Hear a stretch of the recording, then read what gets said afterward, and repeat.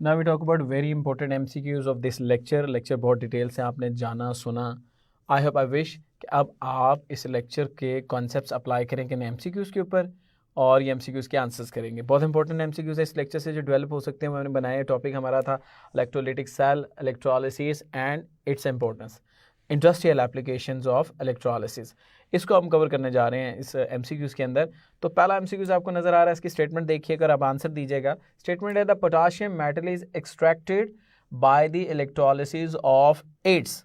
Options हैं fused potassium chloride, concentrated potassium chloride, dilute potassium chloride solution, aqueous and all of these. तो सब में potassium chloride use किया है, सब में से पोटाशियम। अब आपने बताना है कि कौन सी ऑप्शन है। हिंट मैं आपको दे देता हूँ, याद रखिएगा नेक्स्ट टाइम के लिए भी। अगर हमारे पास फ्यूज्ड या मोल्टन स्टेट में पोटाशियम क्लोराइड हो या सॉल्ट हो, कोई भी सॉल्ट अगर फ्यूज्ड या मोल्टन स्टेट में, लाइक ये एम और ये है इसका क्लोराइड या ब्रोमाइड या हिलाइड कुछ भी, तो हमेशा से याद रखिएगा क्लोराइड ये जो ये नेगेटिव में होता है, ये पॉजिटिव में होता है। पॉजिटिव ने हमेशा कैथोड नेगेटिव की तरफ जाना होता है और कैथोड के ऊपर मेटल जो है वो सॉलिड फॉर्म में एक्सट्रैक्ट हो जाती है। और जो क्लोराइड है नेगेटिव, उसने हमेशा पॉजिटिव एनोड की तरफ जाना होता है इलेक्ट्रोलाइटिक सेल के अंदर, और वहाँ पे गैस फॉर्म में इसने क्लोरीन ने डिस्चार्ज हो जाना होता है, एवॉल्व हो जाना होता है। सो आपने ये भी याद रखा कि ये जो है हमारे पास एनोड के ऊपर प्रोडक्ट है और ये हमारे पास कैथोड के ऊपर प्रोडक्ट है। तो we can 100% predict what are the electrodic products, what are the electrode products, what are anode product, what is cathode product। अगर हमारे पास ये कंफर्मेशन हो कि जो सॉल्ट हमें प्रोवाइडेड किया गया है वो फ्यूज्ड है, मोल्टन स्टेट में है। फ्यूज का मतलब ये पिघला हुआ मोल्टन स्टेट में, KCl पिघली हुई हालत में, या जिसमें पानी नहीं है, एक्वस नहीं है, ये नॉन एक्वस है मोल्टन स्टेट, तो कंफर्म होता है। तो इसका मतलब है अगर ये बात यहाँ तक मैं करूँ तो इसका आंसर फिर आप पिक कर चुके हैं। यहाँ लिखा हुआ था potassium metal is extracted by the electrolysis of its, और रियल में भी क्या किया जाता है, the right option is fused potassium chloride. Fused potassium chloride से इसको एक्सट्रैक्ट किया जाता है। सिर्फ पोटाशियम को नहीं, मैग्नीशियम, कैल्शियम, सोडियम मेटल सारे ही अपने फ्यूज सॉल्ट से एक्सट्रैक्ट की जाती हैं। अच्छा, अगर यही सवाल इस तरह से पूछा जाता, सेकंड स्टेटमेंट्स की देखिएगा, the hydrogen gas is produced at cathode when dash electrolyte is used. इनमें से कौन सा इलेक्ट्रोलाइट यूज़ करें तो हाइड्रोजन गैस कैथोड पे प्रोड्यूस हो। तभी आपने देखा कि मैंने आपको कहा कि पॉजिटिव आयन ने कैथोड पे जाना होता है। तो मेटल क्लोराइड में तो मेटल कैथोड पे एक्सट्रैक्ट होती है सॉलिड फॉर्म में या समटाइम लिक्विड फॉर्म में, जैसे डॉन सेल में सोडियम लिक्विड फॉर्म में होती है, बिकॉज हाई टेम्परेचर होता है। लो टेम्परेचर करें तो सॉलिडिफाई डिपॉजिट भी हो सकती है। तो कैथोड पे तो मेटल है। आपने अब ये याद रखना है कि फ्यूज स्टेट में तो हमेशा मेटल होती है, लेकिन अगर मेटल नहीं हाइड्रोजन गैस है कैथोड पे, तो समझ जाइएगा कि अब ये फ्यूज या मोल्टन स्टेट नहीं बल्कि एक्वस सॉल्यूशन है। और एक्वस सॉल्यूशन जब भी कभी आएगा तो रूल आपने याद रखना है कि एक्वस सॉल्यूशन के अंदर फिर कंपटीशन होता है, लाइक ये मेटल क्लोराइड का और साथ में वाटर का कंपटीशन होता है। इधर से नेगेटिव क्लोराइड, इधर से नेगेटिव ऑक्सीजन, इधर से पॉजिटिव मेटल और इधर से पॉजिटिव हाइड्रोजन। तो कैथोड की तरफ तो किसी पॉजिटिव ने जाना, या मेटल या ये। और रूल ये है कि इलेक्ट्रोकेमिकल सीरीज तो याद है, इलेक्ट्रोकेमिकल सीरीज में हाइड्रोजन की पोजीशन सेंटर में है, इसका स्टैंडर्ड इलेक्ट्रोड पोटेंशियल 0 रखा हुआ हमने रेफरेंस के तौर पर। तो रूल ये है कि हाइड्रोजन से पोजीशन में अगर कोई भी ऊपर वाली मेटल के साथ आप कंपैरिजन कर रहे हैं तो हमेशा नीचे वाला एलिमेंट लाइक हाइड्रोजन ही ये कंपटीशन विन करता है। तब हाइड्रोजन गैस ही एवॉल्व होगी एट कैथोड। क्लियर है? पॉजिटिव हाइड्रोजन आइन कैथोड पे गया, कैथोड पे हमेशा रिडक्शन होती है, रिड्यूस हुआ, इलेक्ट्रॉन गेन किया, हाइड्रोजन गैस में कन्वर्ट हुआ, और ये वाला रिएक्शन प्रोसीड होगा at cathode reduction will convert into hydrogen gas.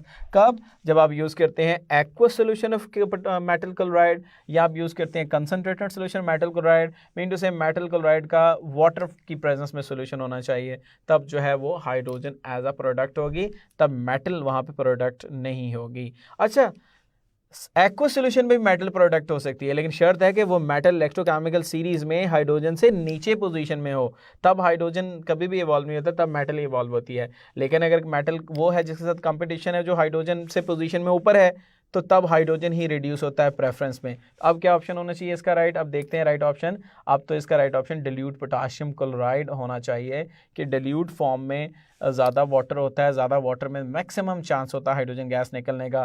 Concentrated form में भी हाइड्रोजन गैस निकलती है, लेकिन अगर आप इस तरह से एक बेटर और बेस्ट ऑप्शन को क्लिक करना चाहते हैं तो वो फिर हाइड्रोजन गैस, ये इस सी ऑप्शन ज़्यादा अच्छी ऑप्शन है एज़ कम्पेयर टू बीटा। अगर कहीं डेल्टा में बोथ बी एंड सी लिखा होता तो दोनों सही होती, but here C is the best option in this case. बहुत ज़्यादा कंसनट्रेटेड जब सोल्यूशन होता है तब फिर कुछ ये भी चांस होता है कि हाइड्रोजन के साथ कुछ मेटल भी कहीं रिड्यूस हो जाए, तो सो बेस्ट ऑप्शन है सी।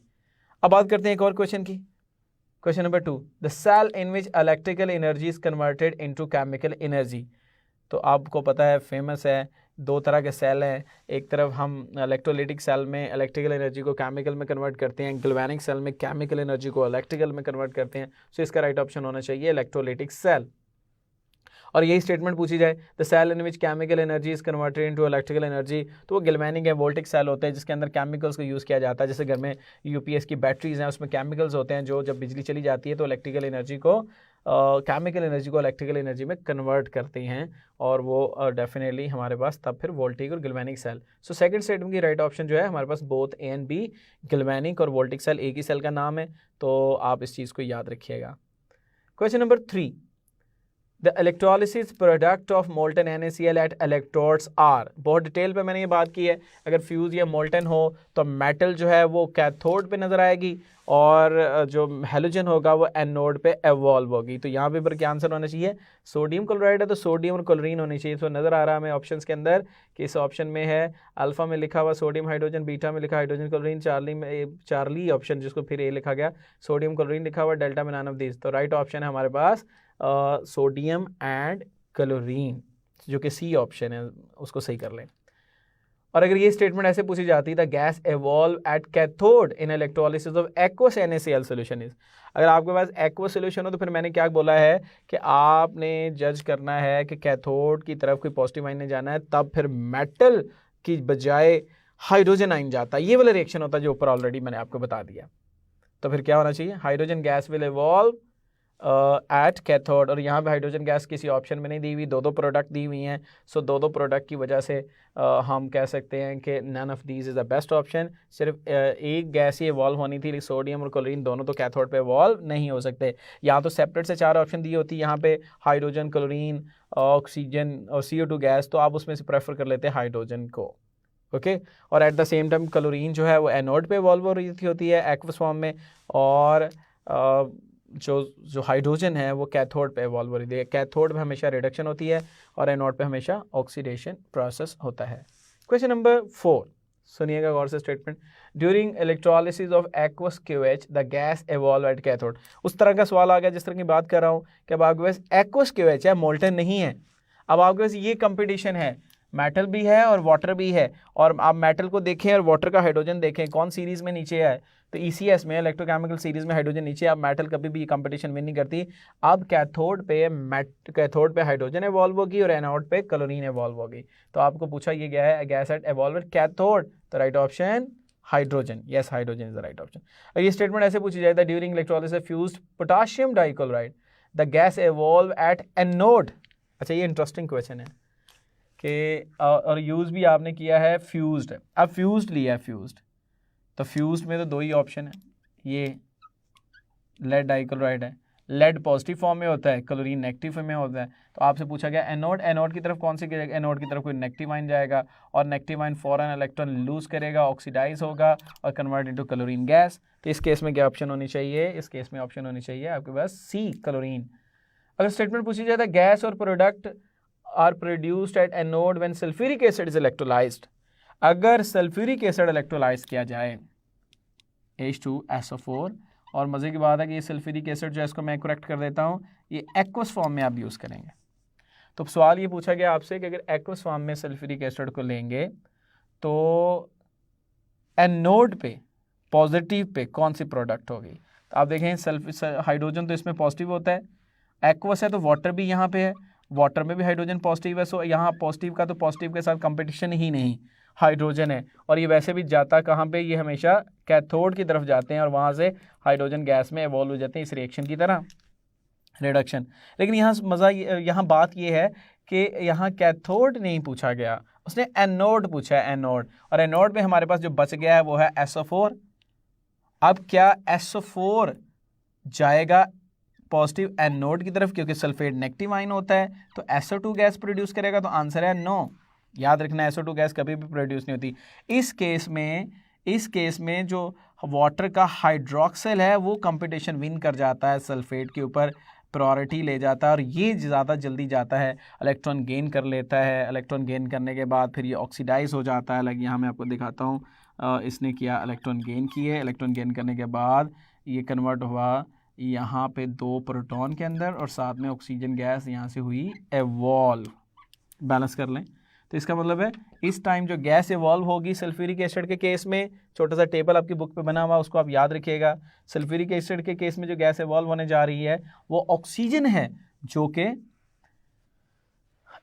हमारे पास एनोड पे एवॉल्व होगी। यही सवाल था आपसे, तो राइट ऑप्शन होगी इस time definitely, sorry, right option है beta, oxygen is right option for sulphuric acid, aqueous sulphuric acid.